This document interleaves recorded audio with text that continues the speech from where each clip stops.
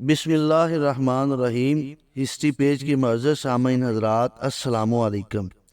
ناظرین، آج ہم ایک عظیم صحابی رسول حضرت ثمامہ بن اسال رضی اللہ تعالی عنہ کے ایمان لانے کا واقعہ بیان کریں گے کہ کس طرح حضرت ثمامہ بن اسال کو گرفتار کر کے مسجد کے ایک ستون کے ساتھ باندھ دیا گیا اور حضور پاک صلی اللہ علیہ وسلم 3 دن تک حضرت ثمامہ سے پوچھتے رہے کہ تمہارے پاس کیا ہے، تو انہوں نے کیا جواب دیا، وہ کیسے مسلمان ہوئے، اور اسلام لانے سے پہلے وہ اسلام اور حضور پاک صلی اللہ علیہ وسلم کے چہرے انور اور حضور کے شہر کے بارے میں کیا رائے رکھتے تھے، یہ سب کچھ آپ اس ویڈیو میں سنیے گا۔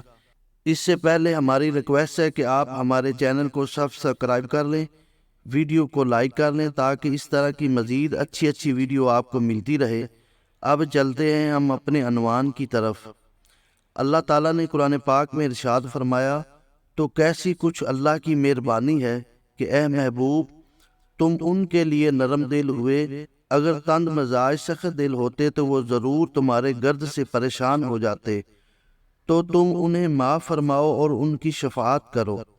حضرت ابو ہریرہ رضی اللہ تعالیٰ عنہ سے مروی ہے کہ حضور پاک صلی اللہ علیہ وسلم نے نجد کی طرف کچھ سوار بھیجے جو بنی حنیفہ کے ایک شخص ثمامہ بن اسال کو پکڑ کر لائے اور مسجد کے ستونوں میں سے ایک ستون کے ساتھ باندھ دیا۔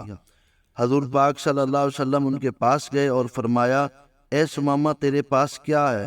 ثمامہ نے عرض کی کہ میرے پاس خیر ہے، اگر آپ مجھے قتل کر دیں گے تو ایک خونی مجرم کو قتل کریں گے، اور اگر آپ احسان کرتے ہوئے مجھے رہا کر دیں گے تو یہ احسان ایسے شخص کے ساتھ ہوگا جو احسان کو ماننے والا ہے۔ اگر آپ مال و دولت چاہتے ہیں تو بتائیے آپ کو کتنا مال چاہیے؟ حضور پاک صلی اللہ علیہ وسلم نے انہیں کوئی جواب نہ دیا اور یوں ہی بندہ رہنے دیا۔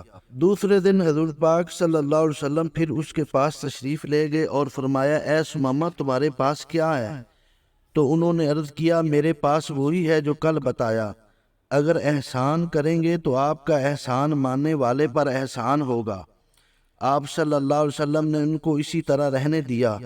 تیسرے دن پھر فرمایا، اے ثمامہ تمہارے پاس کیا ہے؟ عرض کی، میرے پاس وہی کچھ ہے جو میں نے عرض کیا تھا۔ حضور پاک صلی اللہ علیہ وسلم نے ارشاد فرمایا، ثمامہ کو کھول دو۔ آپ صلی اللہ علیہ وسلم کے حکم پر انہیں رہا کر دیا گیا۔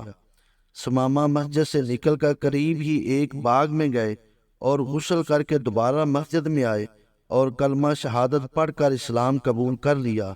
میں گواہی دیتا ہوں کہ اللہ کے سوا کوئی معبود نہیں، اور گواہی دیتا ہوں کہ محمد صلی اللہ علیہ وسلم اللہ کے رسول ہیں۔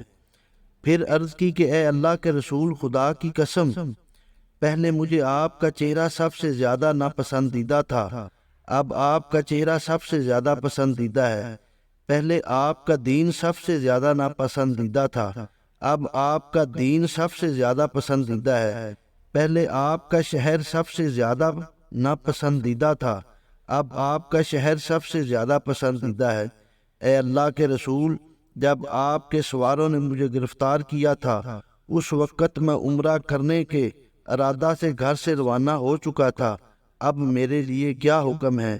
حضور پاک صلی اللہ علیہ وسلم نے انہیں بشارت دی اور انہیں حکم دیا کہ وہ عمرہ کر کے آئیں۔ حضرت ثمامہ رضی اللہ تعالی عنہ جب مکہ مکرمہ آئے تو کسی نے ان سے کہا، اے ثمامہ کیا تم صحابی ہو گئے ہو؟ انہوں نے کہا، نہیں، میں محمد صلی اللہ علیہ وسلم کا ساتھی اور مسلمان ہوا ہوں۔